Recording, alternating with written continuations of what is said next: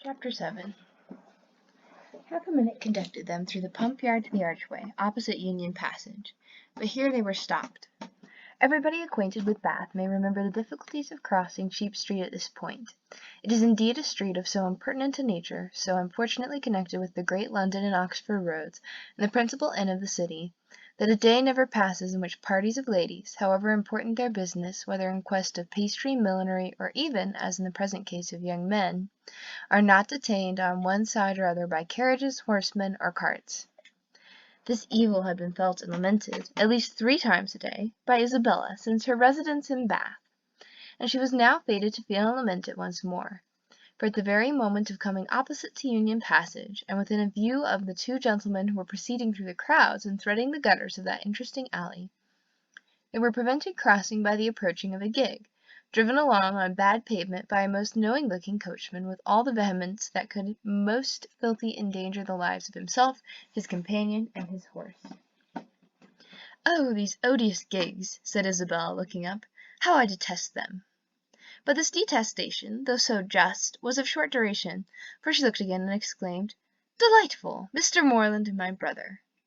"Good heaven! 'Tis James!" was uttered at the same moment by Catherine, and on catching the young men's eyes, the horse was immediately checked with a violence which almost threw him on his haunches, and the servant having now scampered up, the gentleman jumped out, and the equipage was delivered to his care.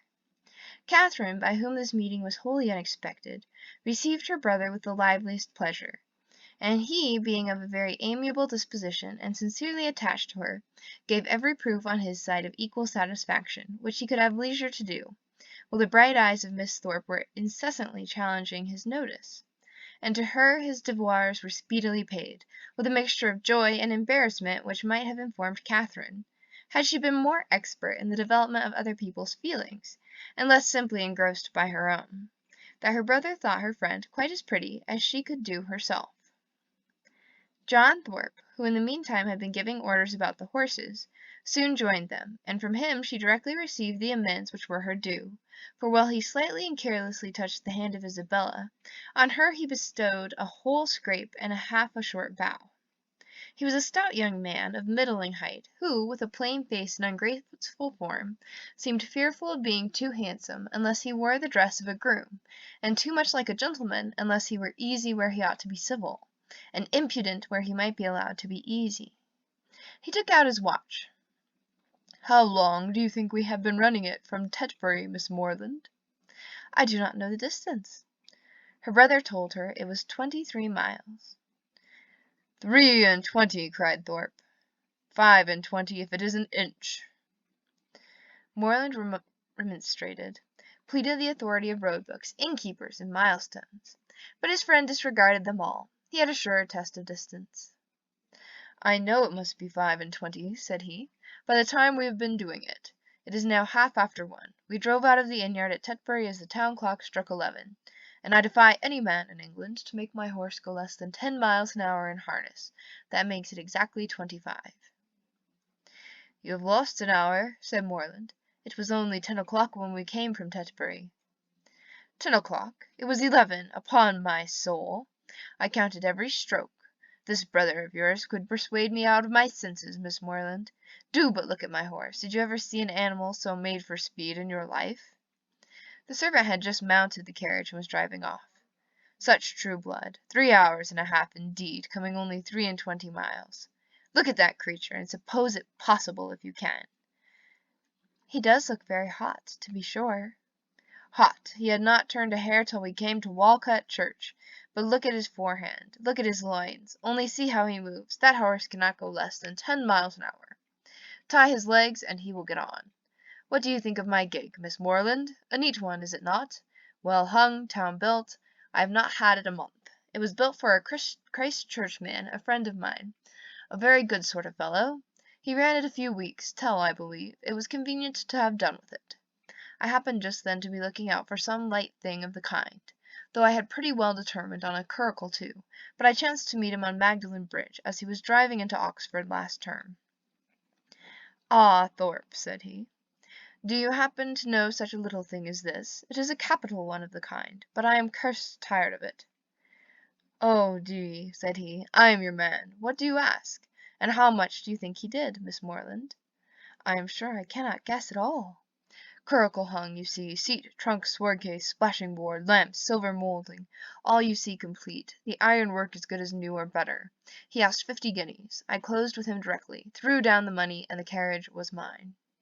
And I am sure, said Catherine, I know so little of such things that I cannot judge whether it was cheap or dear. Neither one nor t'other. I might have got it for less, I dare say, but I hate haggling, and poor Freeman wanted cash. That was very good-natured of you, said Catherine, quite pleased.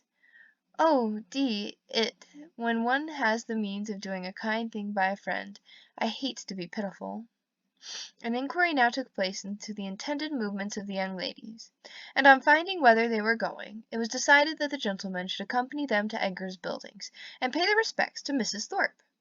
James and Isabella led the way, and so well satisfied was the latter with her lot, so contentedly was she endeavouring to ensure a pleasant walk to him who brought the double recommendation of being her brother's friend, and her friend's brother, so pure and uncoquettish were her feelings, that, though they overtook and passed the two offending young men in Milsom Street, she was so far from seeking to attract their notice, that she looked back at them only 3 times.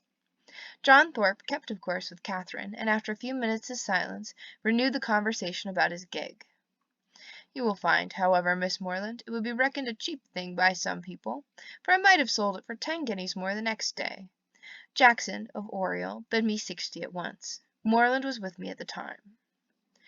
Yes, said Morland, who overheard this, but you forget that your horse was included. My horse. Oh, I would not sell my horse for 100. Are you fond of an open carriage, Miss Morland?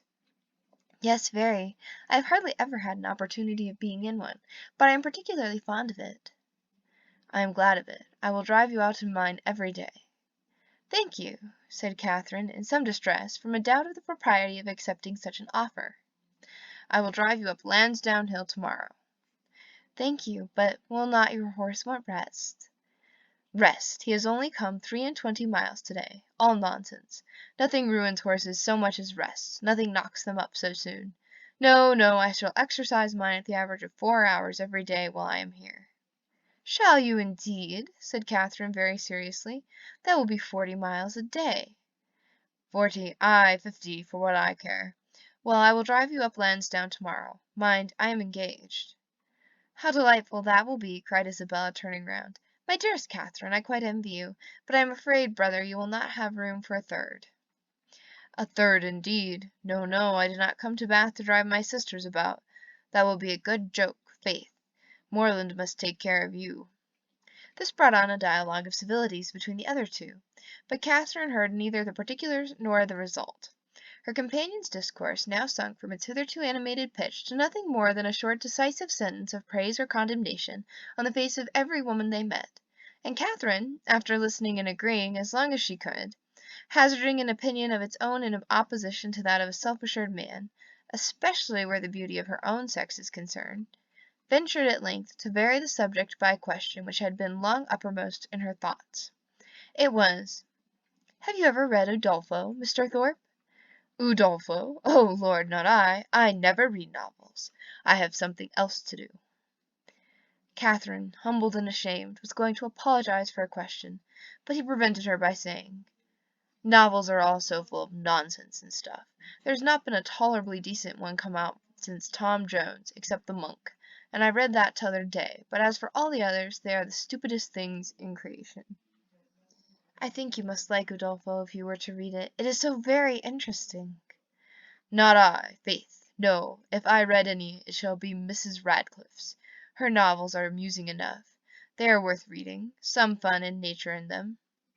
Udolpho was written by Mrs. Radcliffe, said Catherine, with some hesitation, from the fear of mortifying him. No, sure. Was it?